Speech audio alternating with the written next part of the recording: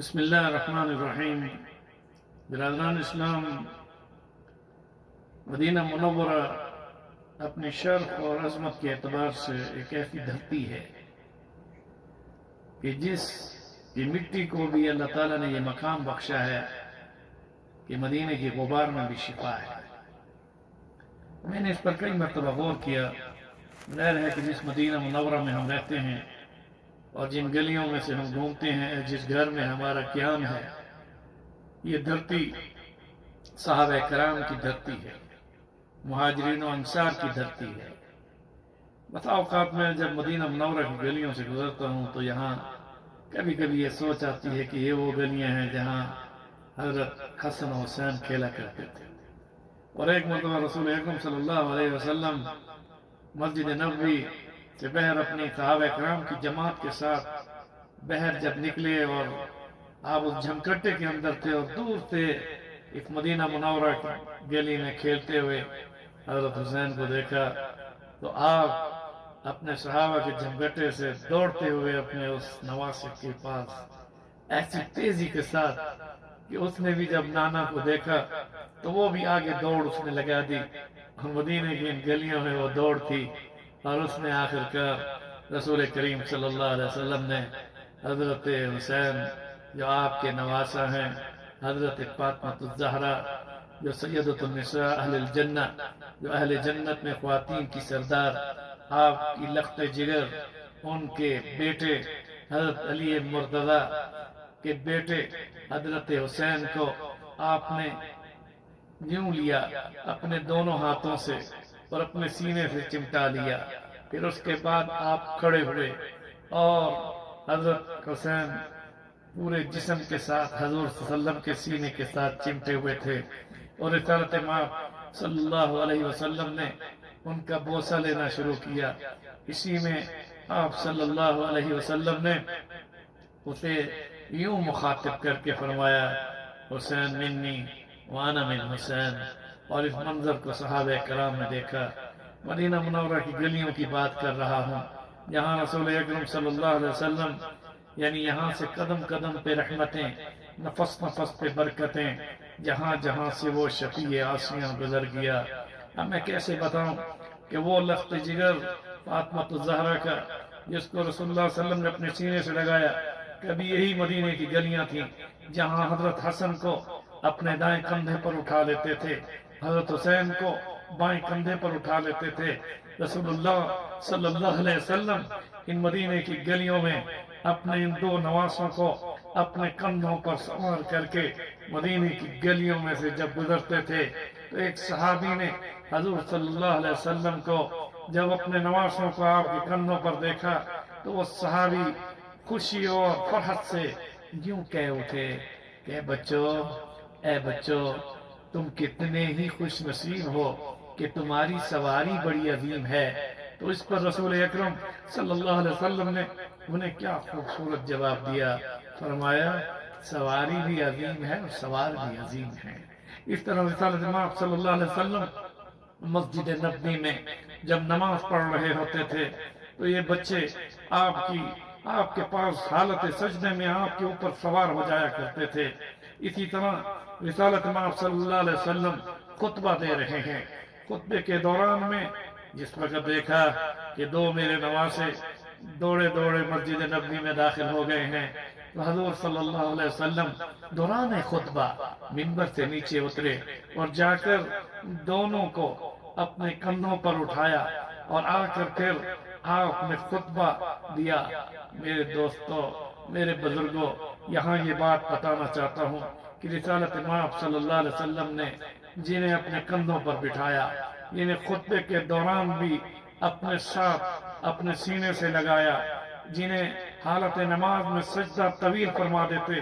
جب وہ سوار ہوتے تھے، اور پھر کبھی کبھی حضور صلی اللہ علیہ وسلم ان کی محبت میں اپنی زبان باہر نکالتے تو بچے بھی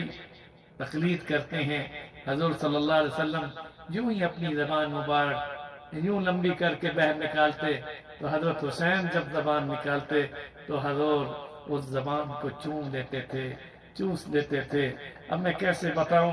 کہ جس لبوں کو رسول اللہ نے چوما ہو، جس زبان کو رسول اللہ صلی اللہ علیہ وسلم نے چوسا ہو، جنہیں یہ مقام اور رتبہ بخشا ہو، سید شباب اہل الجنہ الحسن والحسین، کہ حسن حسین یہ نوجوانان جنت کے سردار ہیں. تو کتنی عظیم وہ ہستیاں تھیں، مگر افسوس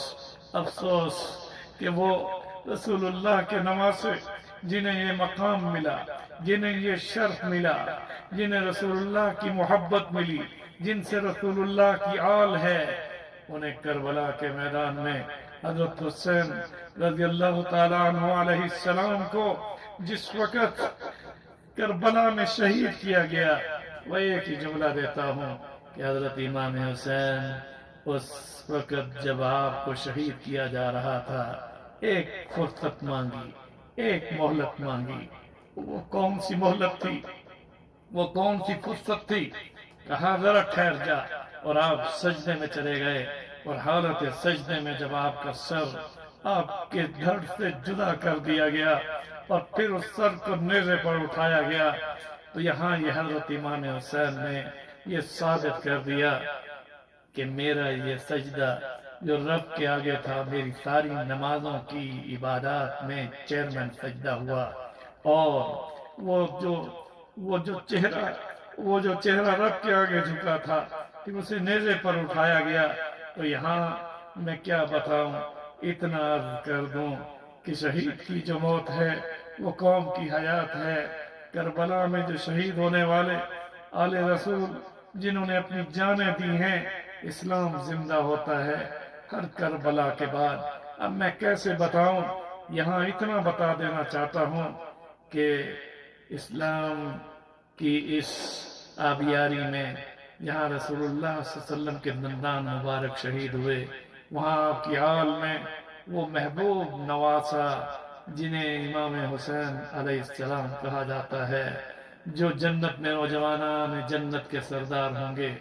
ان کی قربانیوں کو سامنے رکھ کر اس لیے اسلام کی قدر کیجئے کہ اسلام ہمیں کتنی قربانیوں کے بعد ملا ہے. ہم عہد کریں کہ ہم رسول اکرم صلی اللہ علیہ وسلم کی لائی ہوئی شریعت پر چلیں گے، جس شریعت کے احیاء کے لیے، جس اسلام اور دین کے احیاء کے لیے، جس اپنے پیارے نبی صلی اللہ علیہ وسلم کے اس دین کے لیے امام حسین نے بمائے خاندان کے اتنی بڑی قربانی دی. تو اسلام کتنا بڑا عظیم مذہب ہے کہ جس میں اتنے عظیم عظیم شخصیات کے خون اس باغ کے اندر بہے ہیں. آؤ ہم پھر اس بات کا عہد کریں کہ انشاءاللہ ہم جئیں گے تو اللہ اور اس کے رسول اور اس کے لائے ہوئے اللہ کے اور رسول اللہ صلی اللہ علیہ وسلم کے لائے ہوئی شریعت پر چلیں گے، اور اللہ کو ایک وحدہ لا شریک اور اللہ کی وحدانیت اور اس کی توحید پر پختہ یقین رکھتے ہوئے رسول اکرم صلی اللہ علیہ وسلم کی سچی محبت اور اتباع اور اطاعت کے جذبے کے ساتھ دین اسلام پر اور شریعت محمدی صلی اللہ علیہ وسلم پر چلتے ہوئے ہم اصحاب رسول اور اہل بیت عظام علیہ السلام ان سب کی محبت کو اپنے سینے میں لے کر انشاءاللہ جب زندگی گزاریں گے تو انشاءاللہ جنت کی بہاروں میں رسول اللہ کی مجلس میں